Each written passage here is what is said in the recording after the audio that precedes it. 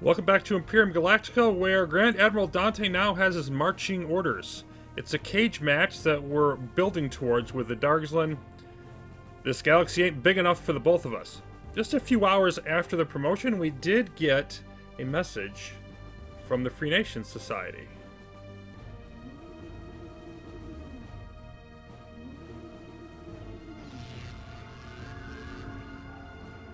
Blah, blah, blah, blah, blah. The Administrative Council is giving us a chance to surrender. Demonstrates the superiority of our enlightened culture over the primitive, tyrannical oppressor state you serve. That's quite the word salad there, fellas. Now, obviously we're going to turn this down, but you actually can agree to this. And if you surrender, here's what happens.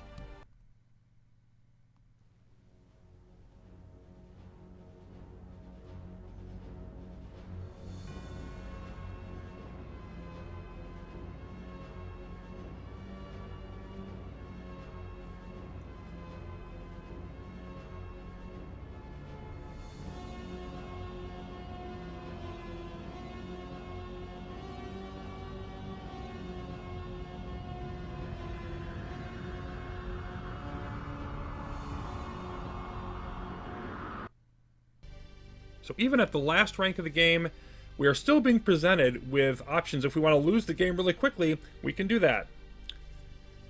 The Eclipse have more to say to us just a day later. How about no? You can literally mark time in this rank by the interval in between when you get insults and, demands for surrender from the other races. So we are accelerating our colonization. Been doing that gradually, of course, but we have almost all of the Hubble coverage we need. We have all the military spaceports we need for the time being, so that means more money going in that direction. I'm even adding to our spaceship factories at this point. Now, we're still sitting at the 10, but we're going to boost that by a couple, see how that goes. Just build these out a little more quickly. Of course, the research continues. We're currently on the Shocker ECM.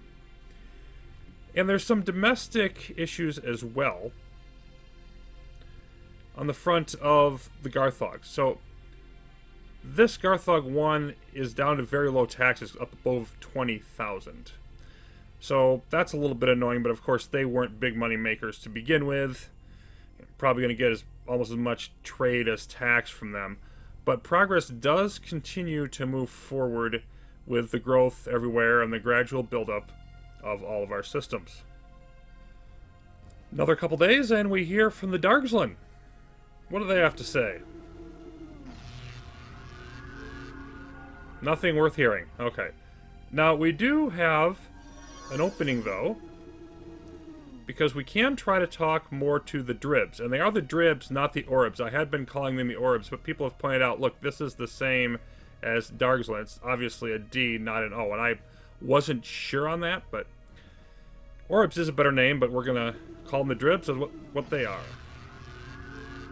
Alright, let's see if we can... No? Be nice to move you upwards more. That got us nowhere. And that's kind of a problem, to the extent diplomacy is a problem at all, because they're on their way to attack us. That's going to knock our relations right down. And I think really to get anybody else on our side, what we would have to do is simply, bribe them with cash. Right now, it's just the Morgath and the free traders. And everybody else is pretty much going to hate us, and that's just fine. We do not really care. Now, we have also gotten rid of, with the expansion of the Hubble, we've gotten rid of all of our last vestiges of radar telescopes, so that's just another aspect of modernizing the Empire. More time passes and we get more messages. It was the Acombs and the Sullups today, on the 30th, that decided to send us their demands for surrender, which were summarily ignored. But there are other interesting aspects going on here. We are spreading out. You can see that we do now have all of the Earth-like planets. We have grabbed this one over here, Magellan 11, that's the first rocky one, next best, and so we're just pushing our way through what remains. Still plenty of planets out there to be gotten. The Dargzlin are starting to throw their weight around, and not just them, but obviously their weight is more than everybody else's. We're starting a lot of infighting with the other races in the galaxy. As an aside, I don't think they're actually colonizing any more planets now. I haven't seen that happen in quite a while, because everybody's too busy fighting with each other to try to expand peacefully. All the more for us, I say. And this fleet came through around this way. I think it probably attacked and probably conquered, otherwise it would have gone back home, one of the Acomb planets. And now it's headed down this way, where it is heading, I think, for Exterior 2 or Exterior 16 or one of those. Might be going to pick on the Morgaths or somebody else. And so that is an issue where somebody pointed out that diplomacy being successful, the way I'm playing this, might not actually be good. Meaning that if we get more races on our side, if we had gotten more than just the two, to fight against the Dargzlins, well, that would just mean the Dargzlins fight them more, and they're going to be more successful in their attacks against those races, obviously. They're stronger, so it would just mean they would expand their territory quicker and be a tougher opponent when we go to fight them. So it's sort of a... and I think that's actually a really interesting point. It could actually be true. Now, on the research side, that's worth taking a look at a little bit. We have advanced some. We've actually had to build a couple more development centers to get our research continuing now. We've probably now about the 2/3 point of all the research that I'm going to be doing in the game. So we've got, all of the lasers, for example, are in place.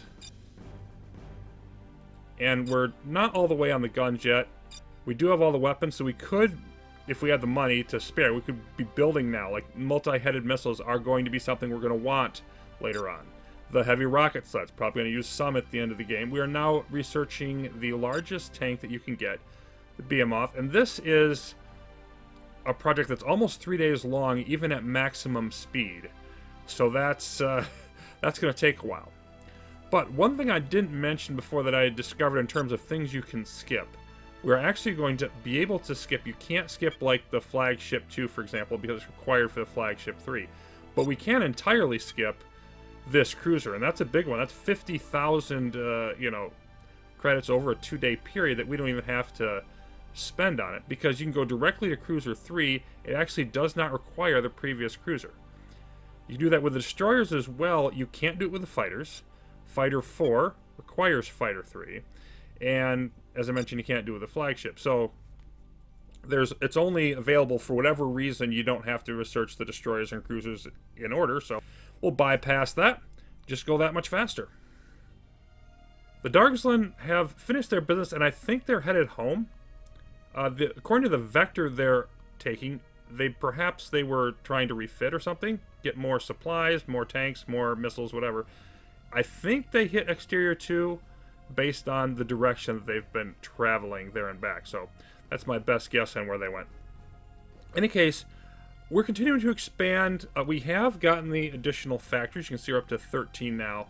But also, I've had to slow down a bit here and there just for expenses. We continue to have to put forward more military spaceports now as we're progressing out further and further. We've taken all the rocky planets that we can get. Well, about to. This is going to the last one up there in Dargzlin territory. Want to move on to some frozen and liquid ones up in this area. Not sure where I'm going to go after that, but it's now December. And we're continuing to progress, but it does not look like Dante will be home for Christmas. Not that, as an android, he would particularly care. A day later, and we are just over a week into Grand Admiral rank by some hours. And look at the Dargzlin here. They got 2 attack fleets. And one of them's been hanging out over this planet, which I'm pretty sure is another Acomb planet, for quite a while. Obviously, an invasion of some kind happening there. This one over here, they're really starting to throw their weight around. Items produced. Now, yes. Now, the one bit of good news is it appears that they're moving off this way now. Perhaps they were actually defeated there because this is towards their home territory. But most of the time, it's been pretty clear they aren't losing. Now, I don't know how bad the infection is. I don't know how far they've spread for sure, even though I've got a lot of coverage, because I don't know which of these planets. I just know they're aliens. We haven't yet put up the spy satellites. Do that later, but only when I don't need the money for the things. So we'll have to check into that. But it's very clear that the Garthogs and the Darkslan are not similar threats. They're not going to sit on their butt and wait for us to get ready and attack them. They are going to be a much bigger problem, and the other races of the galaxy are not going to be able to contain them. I mean, that much is rather self-evident. So, once again, every credit, every day counts for Grand Admiral Dante. Leaping forward then a little bit further this time, we are now at December 7th. And this is the first I've seen of these. The Alliance of Free Traders, 28 speed, and they're, of course, our longest-term ally, the first fleet I've seen all game. But at least they're doing something. Probably a wimpy, low-tech fleet, but it's better than nothing. The Darkslans, and along with the other races, really, there's been a lot of ebb and flow to them. They'll attack for a while, then they won't do anything, refit, repair, whatever. But we are finally starting to really get to the end of this process here. So, in research, all of our buildings are done. The weapons are almost done. This Meson gun here is the only one we need left, and that's our best weapon for the spaceships. You know, we've got the behemoth tank finished, the heavy rocket sled, all of our bombs, missiles, lasers, all of those set. On the equipment side, we do have a couple things yet. We're finishing up the best hyperdrive, and we're also working on the super heavy shield. Of course, again, ignore the description about the percentages, but it's the best shield. That's all we care about there. And on some of these, we do still need to have some more development centers that we're gradually putting up. On the ship side, we're looking at... We can't do the cruiser. It's one of the two items that we can't even start yet because it needs that hyperdrive. And then the flagships, we can't do this one either because it needs the Meson gun in the previous flagship. We can do the second tier flagship though, the Python. And look at the price here. 75,000 and defaults to almost 6 days. Now we're going to be speeding that up, of course. But that means in a few day period, we're going to be throwing out 150,000 credits. Yuck. But just a handful left. You know, we're getting close to finishing the research. Not there yet, but headed in that direction. Then on the colonization side, it's pretty similar. We're not done, but we can see that light at the end of the tunnel in terms of this expansion grind that we've been on. So this colony ship is heading over here to this Neptoplasm planet, which would be our first if we get it. And then there's 8 of them, I believe, up this right side of the map, all the way up into this corner, that are left unclaimed after that. So that's over 90% of the galaxy that's been taken now. It hasn't all been successful. A couple planets I really noticed were up here. I was going to grab this one, and the Darkslan got to that before me. And you can see I've now got a hubble around one of their planets, which is not perfect. And then over here, I think it was the Free Nation Society that jumped in here and decided to get one right next to us. So we're having to be pretty careful here to make sure we keep a close guard here. Because if they launched an attack from there at us, it would not take very long at all. Now, I know there's been a lot of time skipping and exposition the last couple of episodes, and I want to take a moment here to do one more example, because I haven't done it in a while, and I haven't done a late game one, of just sort of the daily process, you know, the way I'm going through and prioritizing what I'm spending and all of that. Obviously, I'm not doing it every day, because otherwise, like, one episode would be like a day or two, and it would just take forever. It'd be a horribly boring grind. So most of the grind belongs to me off screen, but I've taken out some of the display issues here so we can sort of clearly see what's going on. Got one fight that we're worried about. The Ecoleps here, they're going to attack Sand Sterling. This Crush will be moving off to intercept them soon. Everything else, all these other fleets are not targeting me at the moment. So the first thing we want to do, we got 300,000 plus here on December 8th, is just look through our planets. What are our basic needs? Do we need to adjust any taxes? And Outer 28 is fine. Exterior 17, though, is almost to that 5,000 breakpoint where it's going to need food. A couple of things I do at that point, as I've mentioned. First police station and the bar and rec center. And we don't have to be super careful about the so-called planetary Tetris, or whatever you choose to term it, you know, squaring everything off, because it's late in the game, and this young planet like this is not going to come close to filling up before it's over. But, you know, it's just sort of habit at this point. I might as well do it. And of course, I'll revisit this planet throughout the day to boost its taxes as these morale buildings justify. Okay. Gotta back that off a bit. And you can go up. Now, Giantropolis here is going to need an arcology soon, so it doesn't get a hit to that pop growth, so we'll hit that one. I think we can, yeah. Well, let's get this out of the way. There we go.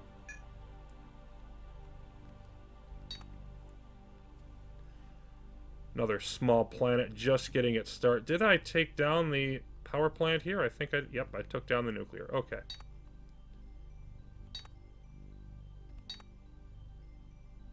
Earth basically has a little bit longer before it needs to get more food up.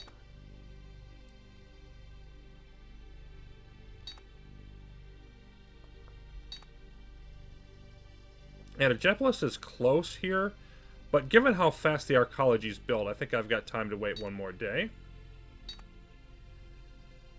Same thing here with that 10,000 breakpoint. Just one more day I'll address that. You need to go back down. And Zeusa needs a hospital. It doesn't have that much power either.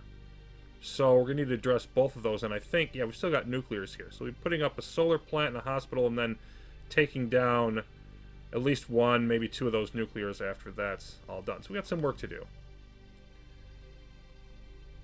Let's put up solar plant, please. Thank you. And this whole area here is open quite helpfully for us. Now I was reserving a place over here for the hospital because it just, like, nothing else will quite fit. Go over further and it's cut off, but this is just about right for it. So I'll go ahead and do that. And as you can see, we've already churned through about 100,000 of our bankroll. And we're not done yet.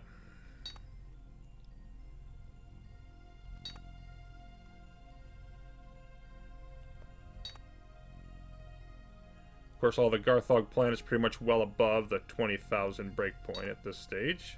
I do have, yeah, you've got all the hospitals you need. New Caroline, looking good.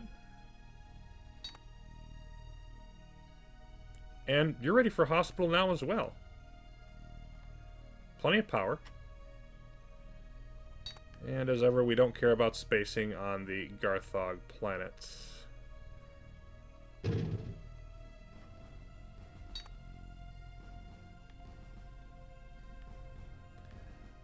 Achilles, you need your hospital as well. It must be a hospital day. How are we on power? I didn't check that. A little over 2,000. Plenty for the hospital. Okay, do we have a good spot? And I think we've sort of used it all, because this is more of a squared off spot for like power plants and such. So, lacking a good one, we'll just make another row. We've still got plenty of room on this planet. So I'm just going to work on that.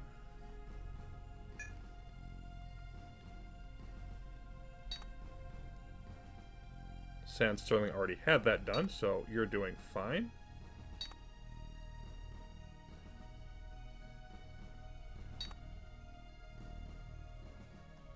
Not quite ready for your hospital there. Naxos, doing well. Another hospital. Good grief. Yes, it really is hospital day. Probably the most hospitals I've put down at once, basically ever.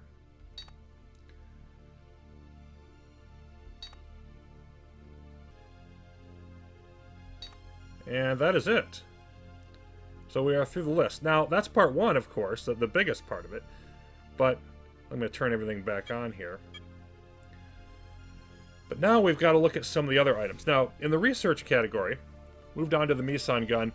If I was in need of more development centers, I'd be looking at that now. Do I need to build more development centers just for the next couple days? I don't, because after we've done whatever we can do On the Meson gun here, we're going to move on to that Python flagship, and that'll take a few days, so we don't need to mess with that yet. Then what about building more colonization ships, etc.? Do we have enough for that? Well, one of the things we got to look at in that, again, is are we going to have any colonies that we have to build up? There's 100,000 once the colony hub builds on a colony, but you're going to be landing here today, but that won't be ready for us to build on until probably the next day, and this one probably the day after that. So we're not going to have to worry about that. Then we're going to move into building colonization ships.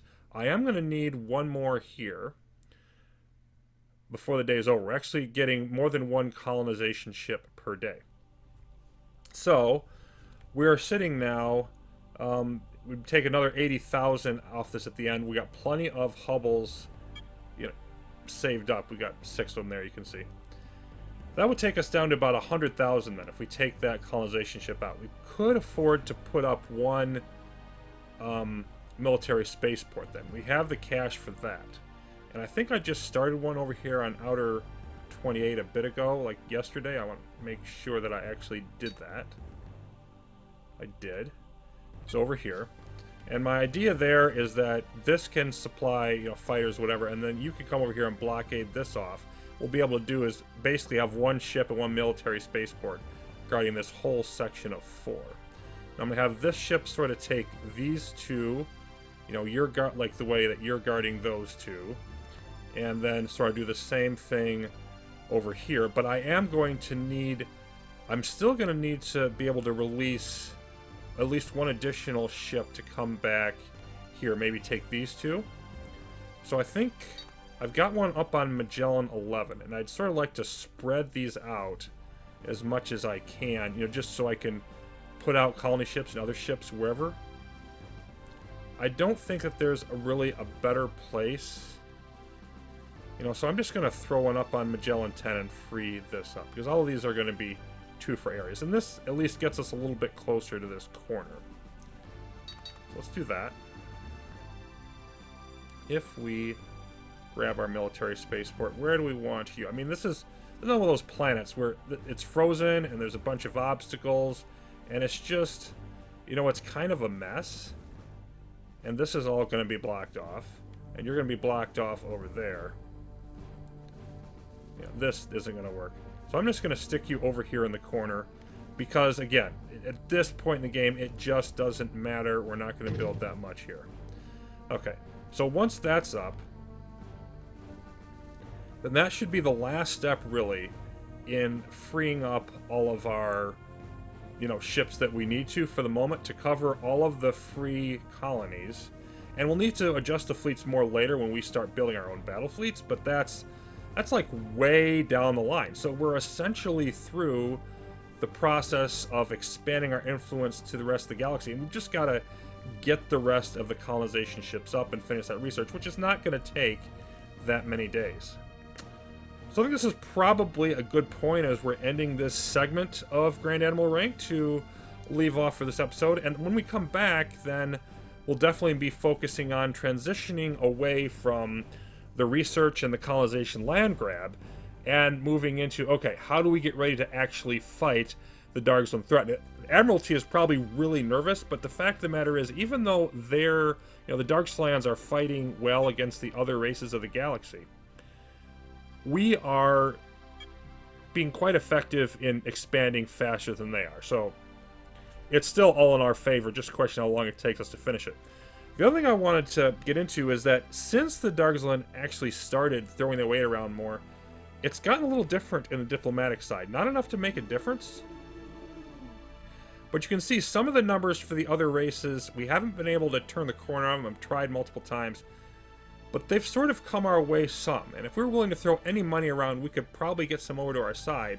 Basically, I think what's going on here is that they're just mad enough at the Darkzone that they're like, well, I mean, maybe the Empire is the lesser of two evils. So, that's kind of interesting.